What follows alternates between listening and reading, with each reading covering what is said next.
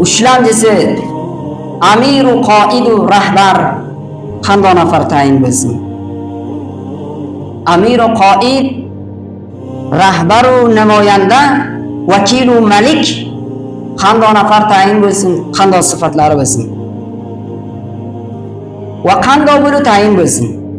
Shariat islomiy mana bu gapda ki amir tayin etishlikni ulamolar, fuqaholar, sohibi salohiyat insonlar o'sha katakonlar bilan bay'at qilishlik bilan ijro bo'ladi deb aytdim. Va mardimni bilan ogoh ham qiladi. Ki masalan bular o'z o'rtalaridan faqih odamlar, ilmli odamlar, Qur'on bilgan odamlar, sunnat bilgan odamlar bir nafarda aytadiki, mana shu kattakon bo'lishlikka munosib. Shu kattakon bo'lishlikka munosibdir. Bular bay'at etadi, sonra tamom musulmonlar bay'at etishlik, o'shandan itoat etishlik vojib bo'ladi. Nima uchun? Vaqtiki payg'ambar akram sallallohu alayhi va sallam vafot qildilar. Sahobalar payg'ambar sollallohu alayhi vasallamni kafan qilmay, yuvmay, ko'rmay birdan o'rtalari ixtilof tushdi. Necha nafar ansorilar o'zlaridan birta kattakon qilib qo'ydilar. Hali muhojirlar xabari yo'q. Darholiki sahobalar payg'ambar sollallohu alayhi vasallam dunyodan ketgan bilasi shunday o'zini bilmaydi birtasi. Hech o'zini bilmaydi. Hatto o'zlaridan ketib qoldilar, hech tan o'zlarini yitirdilar. Shu holatda o'zidan gap eshitdiki, mana shunday ixtilof topiladi. Birdan de sahobalar jam bo'ldi. Jam bo'ldi ham bordan aytdi. U Saqif nima qildi? Saqifa bani Soidaki bir supa edi, usti soya edi, o'shanga ham mardim jam bo'ladi. Ansorilar o'zidan bir nafarni katta qilib qo'yadi, amir qilib qo'yadi, podshoh qilib qo'yadi, shu payg'ambar sollallohu alayhi vasallam joyiga joylashibmiz. Hazrat Abu Bakr Siddiq roziyallohu anhu Hazrat Umar bilan shartda bordilar. Payg'ambar sollallohu alayhi vasallam qoldilar o'rda, chunki ixtilof hali bir marazi xatardagi bo'yat behkam qilinsa, o'z tariqasi bilan. Bular bor aytdilar, al-xilofatu min Quraysh. Xilofat Qurayshdandir. Sizlarga Quraysh emas. Payg'ambar sollallohu alayhi vasallam aytdilar. Zamoniki shu hadis o'qildi, bir nafar aytmadiki, men kattakon bo'laman, bizdan kattakon bo'lsin.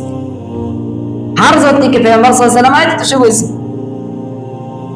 Payg'ambar sollallohu alayhi vasallam al-xilofatu min Quraysh dedilar. Olim tarin sahoba, bovafotarin sahoba, dindor tarin sahoba Hazrat Abu Bakr Siddiq roziyallohu anhu dedilar. Hazrat Abu Bakr hammasi bay'at etdi.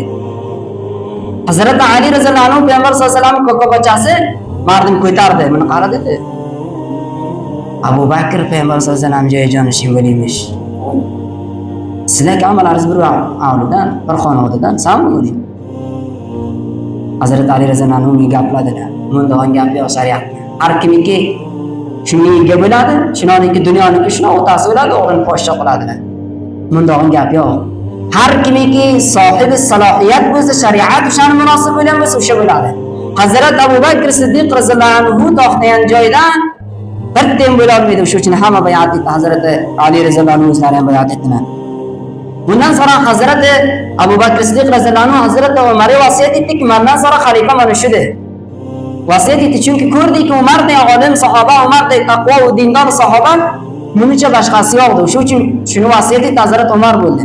Hazrat Umar roziyallohu ta'ala anhu ilhom qilalari zamoniki zindagidan umid bo'ldilar, aytdiki, 6 nafarni o'rtasiga qo'ydilar.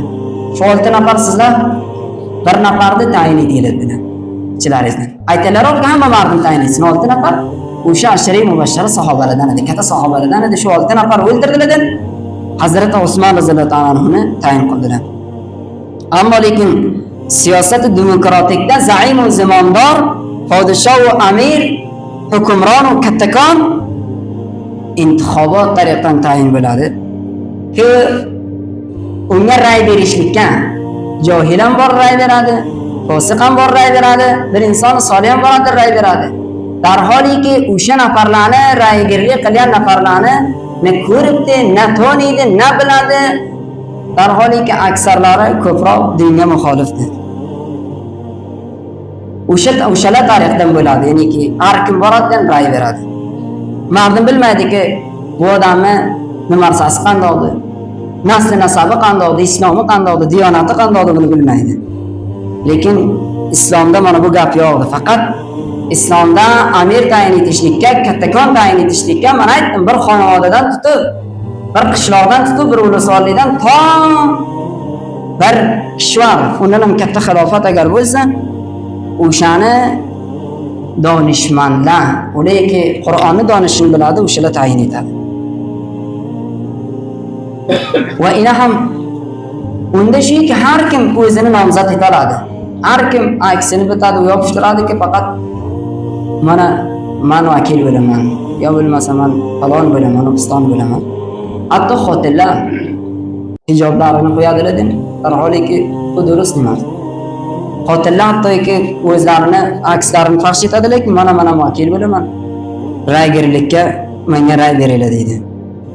Sarabirda yarimta mardim unga bor ray beradi. Mana bu tariqadan amiru, zimomdoru, hukmron tayin bo'lmaydi. Bu rohi g'alatdir. Behtarin rohi sunnatni qanday bo'lsin? Fuqaholar, donishmandlar, Qur'on bilgan nafarlar, sohibi salohiyatlar bir nafari ittifoq etsinlarki, o'sha shu ishni uhdasidan keladi.